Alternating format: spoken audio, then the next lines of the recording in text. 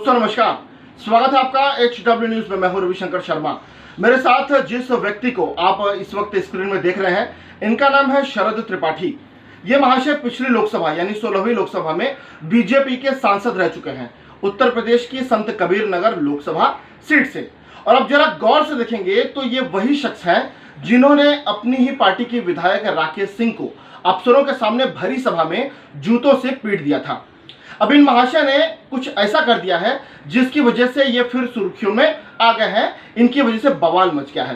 दरअसल प्रधानमंत्री नरेंद्र मोदी ने देश को संबोधित किया और कोरोना वायरस की वजह से जो देश में इस वक्त लॉकडाउन लगा हुआ है और लॉकडाउन की वजह से देश के जो आर्थिक हालात हैं जो बिगड़ते जा रहे हैं, उसे संभालने के लिए प्रधानमंत्री नरेंद्र मोदी ने 20 लाख करोड़ रुपए के आर्थिक पैकेज का ऐलान किया। अब इस मसले पर शरद त्रिपाठी ने ट्वीट किया, जो आप अपनी स्क्रीन में देख सकते हैं। इस ट्वीट में शरद त्रिपाठी ने संबित पात्रा का मजाक बना दिया। ट्वीट में शरद त्रिपाठी लिख रहे हैं कि संबित जी याद कर लीजिए, 20 लाख करोड़ में 13 जीरो होते हैं, वरना कल से कुछ लोग बार बार यही पूछेंगे और डिबेट बेकार करेंगे। यह शरद त्रिपाठी ने ट्वीट किया संबित पात्रा के लिए। अब सवाल ये कि उन्होंने संबित पात्रा के लिए ऐसा ट्वीट क्यों किया और लोग इस ट्वीट के बाद अब संबित पात्रा की चुटकियां क्यों ले रहे हैं। दरअसल कांग्रेस के नेता और प्रवक्ता है प्रोफेसर गौरव वल्लभ। जब मोदी सरकार को पिछले साल जब 100 दिन पूरे हुए थे, तब एक टीवी डिबेट में गौरव वल्लभ ने संबित पात्रा से सवाल पूछा था कि मोदी सरकार 5 ट्रिलियन इकोनॉमी की बात करती है, तो संबित पात्रा यह बता दे कि 5 ट्रिलियन में कितने जीरो होते हैं। इसका जवाब संबित पात्रा नहीं दे पाए थे और उसके बाद वे खूब ट्रोल हुए थे और खूब संबित पात्रा को निशाना बनाया गया था। हमने इस पूरे मसले पर प्रोफेसर गौरव वल्लभ से भी बातचीत की थी और उस बातचीत का जो अंश है मैं अपने इस वीडियो के अंत में मैं आपको बताने वाला हूं। प्रोफेसर गौरव वल्लभ से मैंने खुद इस विषय में बात की थी। अब दोस्तों मैं आपको बताता हूं कि शरद त्रिपाठी के द्वारा इस तरह का ट्वीट किए जाने के बाद जब शरद त्रिपाठी पर जब उन पर टीका टिप्पणी की जाने लगी और जब यह मामला पार्टी हाईकमान तक पहुंचा, तो उसके बाद शरद त्रिपाठी ने फौरन यह जो ट्वीट है वह डिलीट कर दिया और माफी मांगने के बजाय शरद त्रिपाठी ने एक और ट्वीट किया। और अपने दूसरे ट्वीट में शरद त्रिपाठी ये लिखते हैं कि मेरे कथित ट्वीट में मैंने संबित पात्रा को संबोधित करते हुए उन लोगों को चेताया था जो लोग हर डिबेट में मुद्दों को भटकाकर इधर उधर की बातें करते हैं। इसका अर्थ साफ है कि इस ट्वीट के बाद जब शरद त्रिपाठी पर पार्टी हाईकमान नाराज हुआ, उसके बाद उन्होंने अपना पहला ट्वीट डिलीट कर दिया और जो माहौल जो बना था उसे यहाँ पर बैलेंस करने की कोशिश यहाँ पर की है। और दोस्तों मेरे इस वीडियो में जब संबित पात्रा का जिक्र हो ही चुका है तो उनसे जुड़ी एक और खबर आपको बताता हूं। दरअसल पिछले दिनों संबित पात्रा ने अपने ट्वीट के जरिए उन्होंने देश के 2 पूर्व प्रधानमंत्री पंडित जवाहरलाल नेहरू और राजीव गांधी को लेकर उन्होंने एक ट्वीट किया था और ट्वीट में उन्होंने बताया था कि अगर आज कांग्रेस की सरकार होती तो क्या होता, और फिर वे तमाम घोटालों की यहाँ पर बात कर रहे थे। इस ट्वीट को देखने के बाद कांग्रेस के कार्यकर्ता नाराज हो गए और यूथ कांग्रेस के अध्यक्ष श्रीनिवास बीवी ने उनके खिलाफ मामला दर्ज करा दिया। अब मामला दर्ज कराए जाने के बाद से ही कांग्रेस पार्टी संबित पात्रा पर आक्रामक है और संबित पात्रा को अरेस्ट करने की यह मांग है वह पुलिस से करती जा रही है और इसके लिए बाकायदा हैशटैग भी चलाए जा रहे हैं ट्विटर पे। और उसी क्रम में एमपी कांग्रेस ने यानी कि मध्य प्रदेश कांग्रेस ने यह ट्वीट किया है, आप अपनी स्क्रीन में देख सकते हैं। एमपी कांग्रेस यह ट्वीट करती है और ट्वीट में लिखती है कि बीजेपी ट्रोल संबित पात्रा निर्लज्ज है, जिसे चिकित्सकों की गहन निगरानी में रिहायशी इलाकों से दूर रखना चाहिए। बीजेपी उसे अपनी पार्टी में रखकर अपना चरित्र बताती है। मोदी जी, ये आपके मौन की वजह से पनपे वो जहरीले पौधे हैं जो सिर्फ नफरत का फल देते हैं। Hashtag arrest Sambit Patra. यह मध्य प्रदेश कांग्रेस के द्वारा यह जो ट्वीट है वह किया गया है।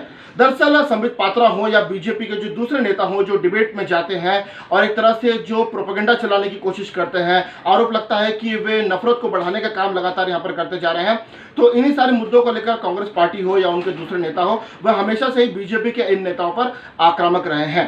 तो दोस्तों जैसा कि मैंने आपको कहा था कि अब मैं आपको बताऊंगा कि प्रोफेसर गौरव वल्लभ ने क्यों संबित पात्रा से 5 ट्रिलियन में कितने जीरो है यह पूछा था और इस पर संबित पात्रा अब क्या कह रहे हैं। मैंने उनसे क्या बातचीत की थी, देखिए।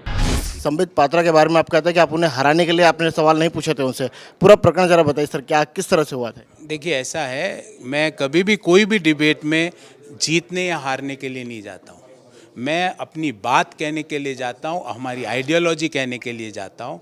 और उस दिन भी जब मैं अपनी बात कह रहा था कि किस तरह झारखंड में जमशेदपुर अकेले शहर में 700 कंपनियां बंद हो गई, 13,000 जमशेदपुर में लोगों ने अपना रोजगार गंवाया, तो वो बात को घुमाना चाह रहे थे। बोले 5 ट्रिलियन इकोनॉमी बन रही है, आपको क्या पता है 5 ट्रिलियन इकोनॉमी बन रही है।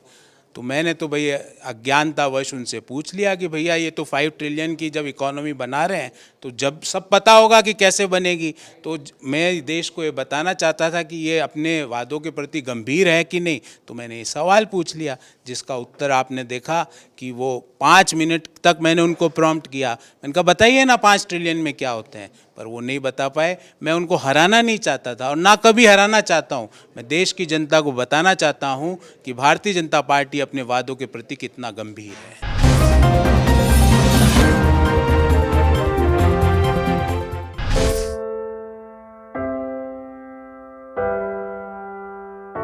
हमारे घरों में भी बच्चे होते हैं जो हमसे प्यार दुलार की आस करते हैं। हमारा भी जीवन साथी है जिसको हमारे ड्यूटी से घर आने का इंतजार होता है। हमारे घर में भी एक बूढ़ी माँ है जिनके लिए आज भी हम ही आंखों के तारे हैं। लेकिन हम हमारे घरों में नहीं हैं। आपकी सुरक्षा में कोई कसर न रहे, इसलिए हम अपने प्रियजनों से दूर हैं। हम में से ही कुछ तो अब इतने दूर जा चुके हैं कि वो वापस अपने घरों को लौट भी नहीं पाएंगे। हमें गर्व है कि हमारे कंधों पे मुंबई शहर के नागरिकों की सुरक्षा की जिम्मेदारी है। हमारे जज्बे और बलिदान को व्यर्थ न जाने दे। इस संकट के समय में आप घर पे रहे, सुरक्षित रहे।